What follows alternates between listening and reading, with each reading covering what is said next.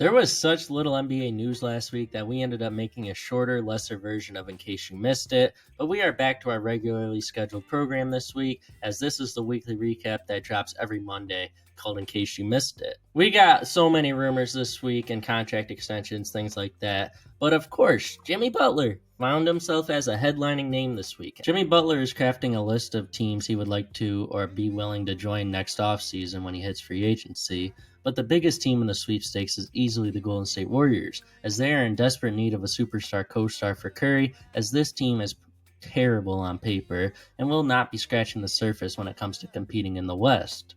Obviously, there are more teams in on Jimmy than just the Warriors, as sign-and trades will be doable in the offseason, so Western Conference foes like the Grizzlies, Nuggets, Rockets, and Jazz will all be teams able to do so.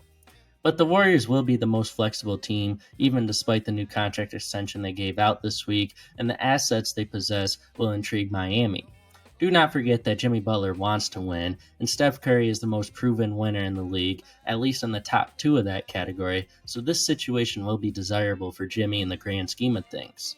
The Warriors will have contract flexibility with all the names coming off the books next season, so looking at a potential world where Jimmy ends up in Golden State is actually more realistic than you may think.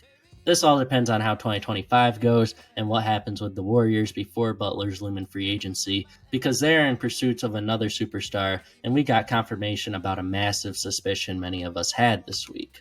Glorified NBA agent Rich Paul, more specifically LeBron James's agent, was reported to have blocked a trade deadline trade that would have sent LeBron to Golden State.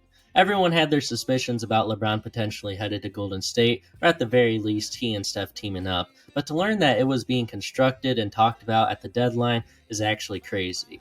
The reasoning behind this deal was obviously the fact that both Golden State and LA were in terrible spots and needed massive changes.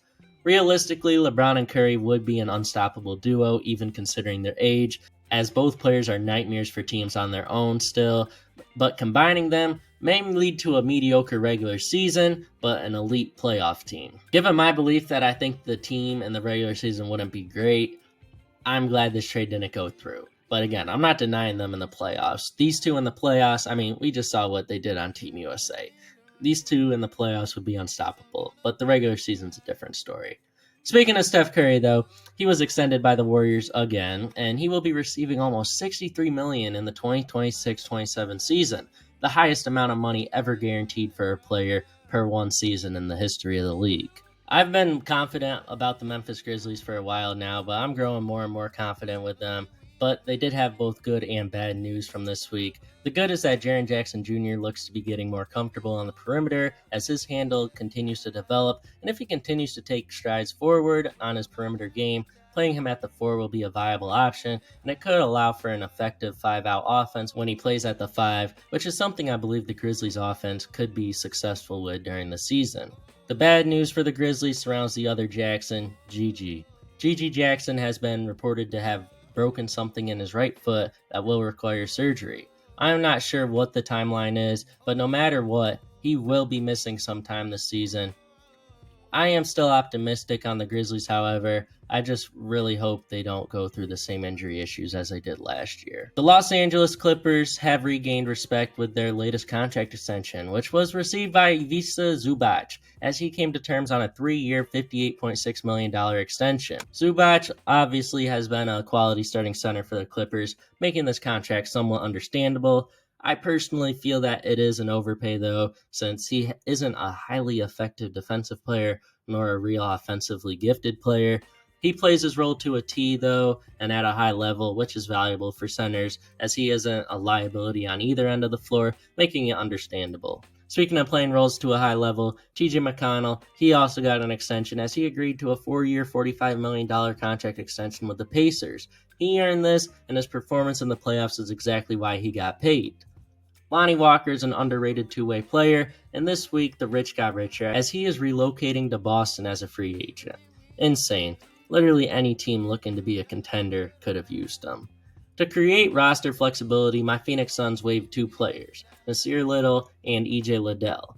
The Little waiving was surprising, but we desperately need the money, making it easy to see why it happened. Amani Bates agreed to a two-way deal to stay with the Cavs, but the Cavs had bigger things to deal with surrounding Darius Garland this week. Darius Garland is one of the players that many teams desperate for a lead guard were inquiring about all offseason, and the Cavs have been gatekeeping him from many teams, and it was confirmed that they will not engage in conversations with the Pelicans nor Spurs, as Garland has no interest and the Cavs have no interest either.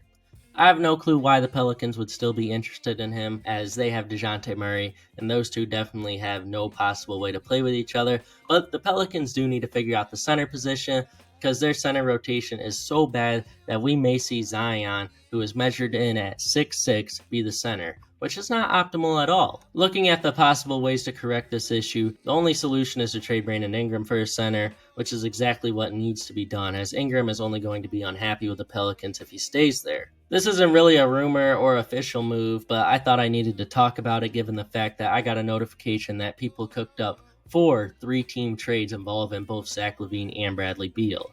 Do not waste your time mocking, brainstorming, or even thinking about trades like these. Bradley Beal will not waive his no-trade clause, and Zach LaVine is a negative asset to everyone in the league.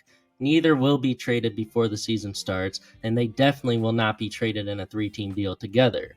Don't waste your time with these players on the trade market. The Chicago Bulls will be in a precarious situation, especially early in the 2025 season, and part of this is going to be due to the fact that Lonzo Ball is most likely to play this year, as he confirmed and announced his comeback again. The guard position is extremely crowded, so playtime will be hard to come by for many players, and the amount of guards that need to prove themselves in order to be considered a part of the rebuild or trying to prove themselves as a decently valued asset is going to be a huge reason why they struggle. They're one of the more controversially bad teams and really going to be an unwatchable team this season. That's all I really have for y'all. This is all the news to recap from this week. I will have a rankings video out this Friday, but if you want to catch up on my other ones, there's a playlist on the screen. Y'all stay safe. Have a good one. Bye.